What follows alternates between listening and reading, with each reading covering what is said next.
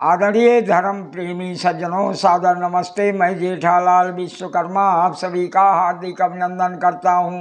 महाभारत उद्योग पर्व अध्याय 18।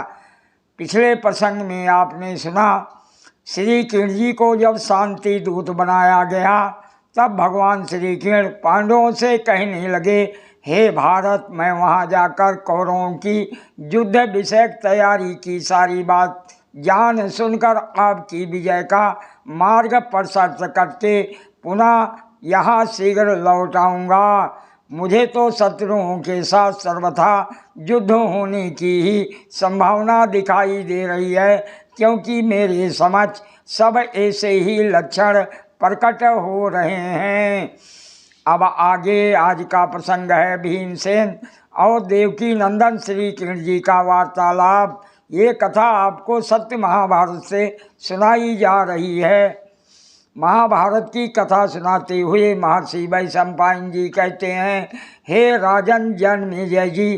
तब भीमसेन जी बोले, हे मधुसूदन, आप कौरवों के मध्य में वैसी ही बातें कहना जिनसे हम लोगों में शांति स्थापित हो सके। युद्ध की बात सुनाकर उन्हें भयभीत ना कीजिएगा।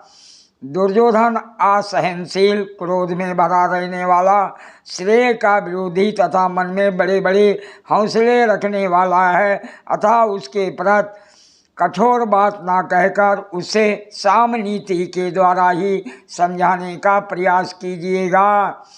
दुर्योधन स्वभाव से ही पापात्मा है, उसके हृदय में डाकुओं के समान क्रूरता भरी हुई है।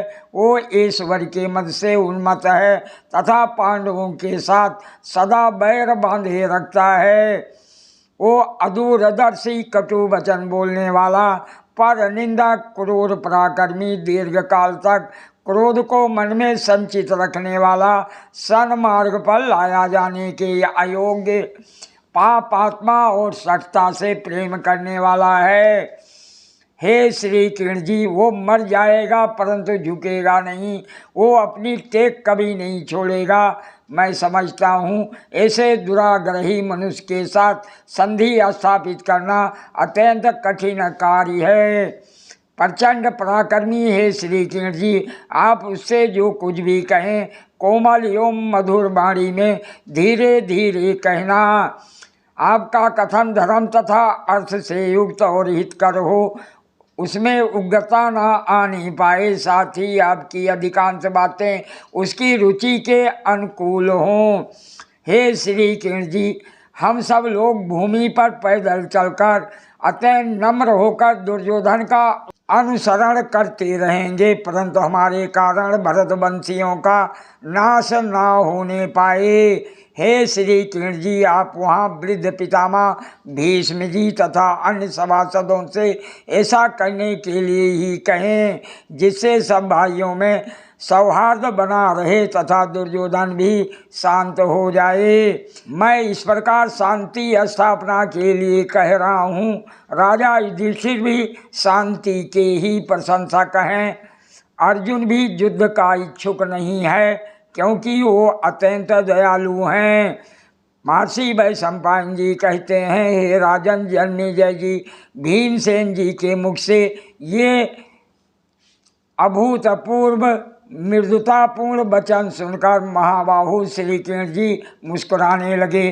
फिर अपने पास बैठे हुए दया से गर्वित भीमसेन को अपने वचनों द्वारा उसी प्रकार उत्तेजित करते हुए बोले जैसे वायु अग्नि को उद्दीप्त कर रही हो। श्री कृष्ण जी बोले, हे भैया भीमसेन, आज के सिवा और दिन तो तुम हिंसा से ही प्रसन्न होने वाले क्रूर धृतराष्ट्र पुत्रों को मसल डालने की इच्छा मन में रखकर सदा युद्ध की ही प्रशंसा किया करते थे। हे परंतप, इन्हीं विचारों में मगन रहने के कारण तुम रात्रि में सोते भी नहीं थे, जागते ही रहते थे। कभी सोना ही पड़ा तो औंधे मुंह लेट जाते और सदा घोर अशांत तथा रोष भरी बातें ही तुम्हारे मुख से निकलती थीं। तुम अपने भाइयों के बीच में सत्य की शपथ खाकर बार बार गदा छूते हुए ये कहते थे कि मैं अमरशशील दुर्योधन के पास जाकर अपनी गदा से उनके प्राण ले लूँगा। हे परंतप, ऐसी प्रतिज्ञा करने वाले तुम जैसे वीर की बुद्धि आज शांति स्थापना में कैसे लग रही है, ये आश्चर्य की बात है। अहो, युद्ध का अवसर उपस्थित होने पर पहले से युद्ध की अभिलाषा रखने वाले लोगों के विचार भी इतने बदल जाते हैं कि वह विपरीत सोचने लगते हैं। हे भीमसेन, प्रतीत होता है तुम्हें भी युद्ध से भय होने लगा है। अहो हे भीमसेन, कायर और नपुंसक की भांति इस समय तुम अपने में कुछ भी पुरुषार्थ नहीं मानते। तुम्हारे ऊपर मोह छा गया है, अतः तुम्हारी मानसिक अवस्था बिगड़ गई है। ऐसा प्रतीत होता है कि तुम्हारा हृदय कांप रहा है, मन शिथिल होता जा रहा है, तुम्हारी जांघें अकड़ गई हैं, अतः तुम शांति चाहते हो। हे पार्थ, कहते हैं कि मनुष्य का चित्त सदा एक निश्चय पर अटल नहीं रहता, वो हवा के वेग से हिलती हुई सेमल के फल की गांठ के समान डावाडोल रहता है। हे भीमसेन, तुम जो कुछ कह रहे हो वो तुम्हारे योग्य कदापि नहीं है। पर्वत के चलने के समान तुम्हारे द्वारा प्रस्तुत ये शांति प्रस्ताव मुझे महान आश्चर्य में डाल रहा है। हे भारत, तुम अपने कर्मों की ओर देखकर तथा जिस कुल में तुम्हारा जन्म हुआ है उस पर दृष्टिपात करके खड़े हो जाओ। हे वीर श्रेष्ठ, विषाद ना करो, अपने क्षत्रिय उचित कर्म पर डट जाओ। हे शत्रु दमन भीमसेन, तुम्हारे मन में जो ग्लानि उत्पन्न हुई है वो तुम्हारे जैसे सूरवीर के योगी कदापि नहीं है, क्योंकि क्षत्रिय जिसे अपने पराक्रम से प्राप्त नहीं करता उसे अपने उपभोग में नहीं लाता।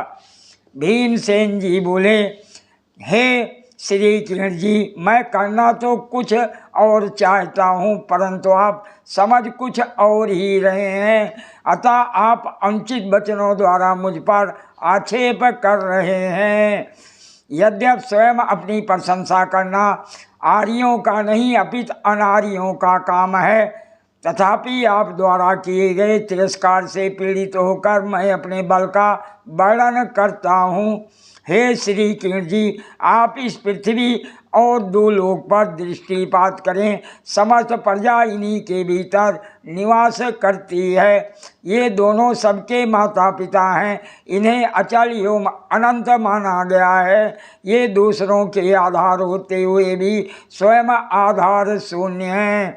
यदि ये दोनों लोग सहसा क्रुद्ध होकर दो शिलाओं की भांति परस्पर टकराने लगें तो मैं चराचर प्राणियों सहित इन्हें अपनी दोनों भुजाओं से रोक सकता हूँ। लोहे के विशाल परिधों की भांति मेरी इन मोटी भुजाओं का मध्य भाग कैसा है ये देख लीजिए।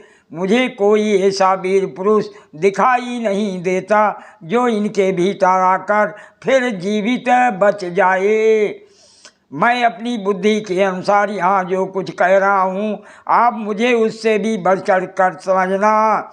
जिस समय योद्धाओं से खचाखच भरे हुए युद्ध में भयानक मारकाट मचेगी उस दिन मुझे देखिएगा।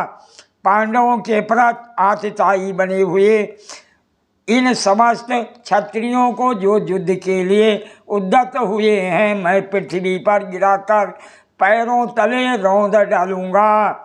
मेरी मंजा शिथिल नहीं हो रही है, ना मेरा हृदय ही कांप रहा है।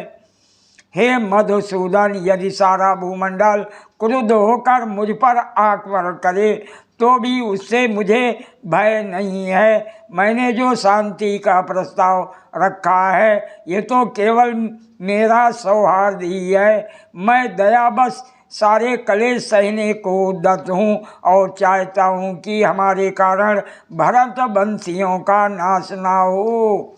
श्री किरण जी बोले, हे भीमसेन, मैंने तुम्हारा मनोभाव जानने के लिए ही प्रेम से ये बातें की हैं। तुम पर आक्षेप करने पांडित्य दिखाने, क्रोध प्रकट करने या व्याख्यान देने की इच्छा से कुछ नहीं कहा है। मैं तुम्हारे महात्म को जानता हूँ। तुम में जो बल और पराक्रम है उससे भी मैं परिचित हूँ। तुमने जो बड़े बड़े पराक्रम किए हैं वह भी मुझसे छिपे नहीं हैं, अतः मैं तुम्हारा तिरस्कार नहीं करता। हे भीमसेन, इस युद्ध में सारा भार तुम्हारे ऊपर ही रखा जाएगा। हे वीरकोदर, इसलिए जब तुम कायरतापूर्ण वचनों द्वारा शांति का प्रस्ताव करने लगे तब मुझे तुम्हारे युद्ध विषयक विचार के बदल जाने का संदेह हुआ, जिसके कारण मैंने पूर्वोक्त बातें कहकर तुम्हारे तेज को उद्दीप्त किया है। सादर प्रणाम। जय श्री कृष्ण।